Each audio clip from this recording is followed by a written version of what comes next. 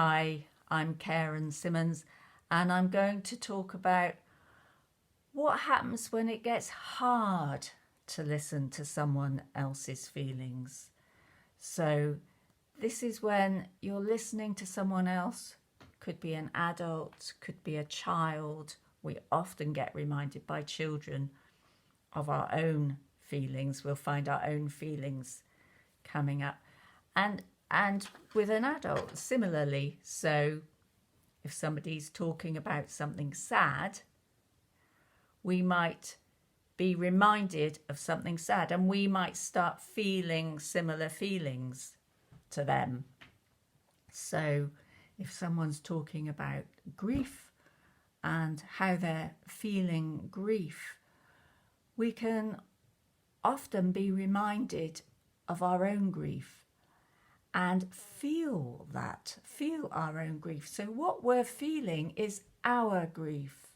It's not their grief. We're being reminded when we felt like that. And it wouldn't have been that situation, obviously. It would have been a situation that we were in. So it's different. But the feelings that come up are very similar. They're not always identical. And you can be mistaken for thinking that they are identical. But what somebody else is feeling, only they know really. And this is why listening and not making too many assumptions is a good thing, because they're the only person who knows what they're feeling. And when we're listening to somebody, so if we're for instance, we've agreed to listen to each other. I'll listen to you and then you listen to me. And while you're listening, if somebody gets upset, as we call it, or they're crying, you might start to find that quite difficult. And you might be reminded of your own feelings of grief or sadness, but you also might be feeling embarrassed.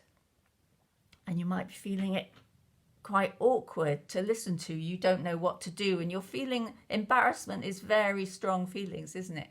So in a way, this is a reminder of something that you can then work on, if you like. You can then take these feelings that you've been reminded of and work on them in your own time of being listened to.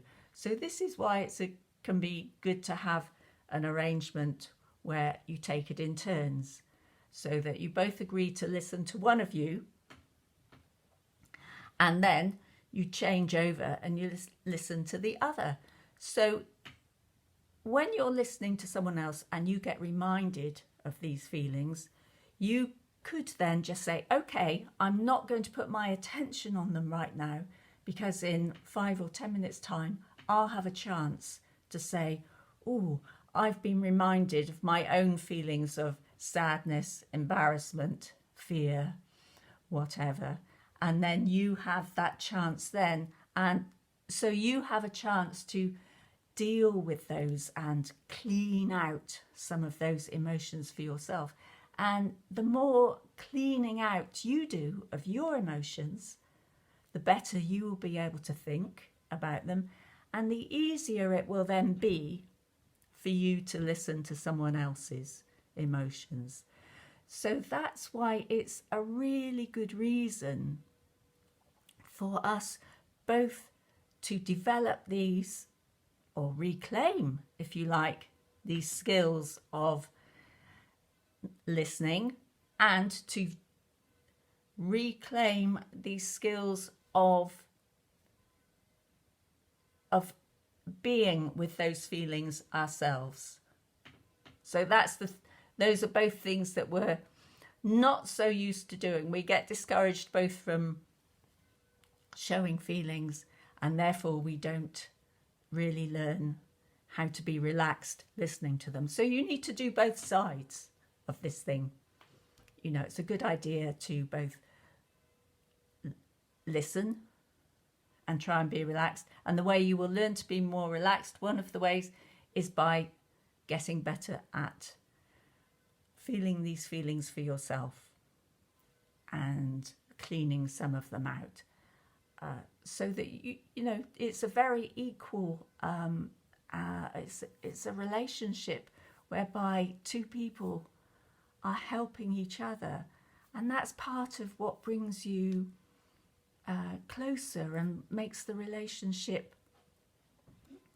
really different from it's not a one-way relationship, it's a two-way. So it's a very lovely way to connect and build a relationship with somebody, build trust, and build that whole place with somebody where you can both go and help each other in this way.